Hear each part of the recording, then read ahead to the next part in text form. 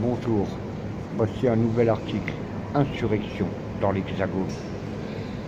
Une entité créée de toutes pièces par des croyants, nommé Dieu, de son vrai nom, le diable, unit les nations par le désaccord. L'histoire commence dans les codes templiers, ne cessant de multiplier les guerres entre les hommes en mélangeant les couleurs, prétendant ainsi l'union des races, l'union de l'homme. Fable acceptée de ceux qui ne sont pas leurs propres amis.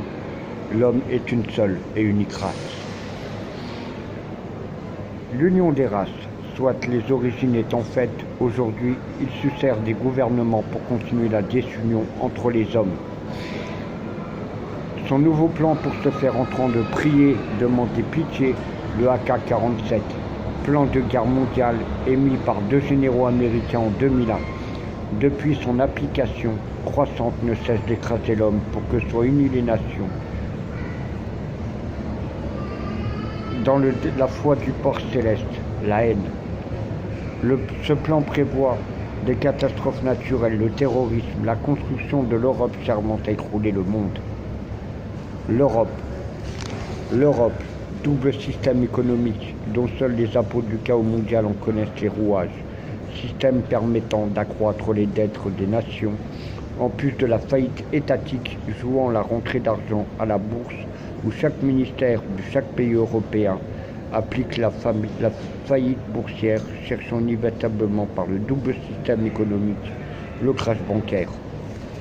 Dérogeant ainsi sans honte et fausses promesses économiques et sociales à leurs propres règles, fabriquant des surplus monétaires, pratiquant l'inflation décidée, aggravant la déflagration, cherchant et trouvant le chemin de guerre mondiale prévu par le AK-47, invitant à la surpopulation pour contenter le patronat, le capitalisme, par une main-d'œuvre moins chère dont les charges sont payées aux pays originaires UE et UEA, moins coûteuses, appliquant le chômage de masse par des lois économiques, la flexibilité du travail, loi illégale qui, sous de bonnes auspices pour le capitalisme, ne tient aucunement compte des protections CDI et CDD que la loi n'abroge pas.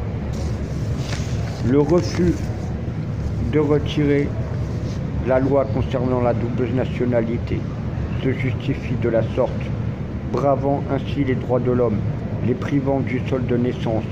Telle est la volonté étatique pour pallier au surpeuplement des nations concernées. Les droits de l'homme furent votés par les pays pratiquant ainsi le racisme sous le couvert d'étiquettes politiques diverses et variées, n'ayant aucun rapport direct, se lavant ainsi la conscience, comme le port céleste se lave par le verbe. La double monnaie anglaise, livre sterling, euro, est une preuve de cette déchéance politique voulue. Dans leur système économique connu, un changement de monnaie permet l'aménagement des dettes, la fabrication légale d'argent sans inflation et ne connaît pas de double monnaie. Preuve d'un système économique conservant et accroissant les dettes dans le mensonge européen pour tous les pays de l'Union, servant la chute boursière mondiale d'où suivra le crash bancaire, ne sachant que faire pour freiner leur volonté du chaos, tombant le masque, ils retirent petit à petit minima sociaux, retraites et autres droits. Le terrorisme. Ben Laden a été évincé par assassinat sur ordre du gouvernement Obama, alors que le plan de guerre AK-47 provient des USA et a été émis par 2 de ses généraux sous son mandat électoral. Il apparaît que Daesh serait la succession du groupe terroriste de Ben Laden par changement de nom, groupe financé avec le concours des 6 nations, Iran, Chine, Libye, Turquie, Syrie, Russie et un État africain. Tous sont nommés dans le AK-47, oubliant volontairement Boko Haram, cet autre groupe terroriste financé par ces mêmes nations. Pour faire croire le contraire, le gouvernement Hollande aurait mis fin à Boko Haram, comme le gouvernement Macron aurait fait de même avec Daesh, alors que tous appliquent le AK-47 et donnent leur concours aux 6 nations. Armant l'Iran en nucléaire, mangeant à la table de Bachar al-Assad, le décorant de la Légion d'honneur sous Sarkozy. N'oublions pas que 2 attentats ont eu lieu juste après l'annonce du gouvernement Macron de cette mascarade, un en France, l'autre en Angleterre. Il apparaît une aide à Bachar al-Assad pour évincer ses opposants, le peuple, le mettant assis sur une frontière, détruisant leurs maisons, faisant une ruine de la Syrie pour que ne soit plus attaqué le quartier présidentiel du dictateur, comme cela fut le cas à plusieurs reprises. L'armée française a participé avec l'aide de groupes se prétendant anarchistes, Rojava, le PKK, afin que puisse trembler l'Europe face à la menace terroriste voulue.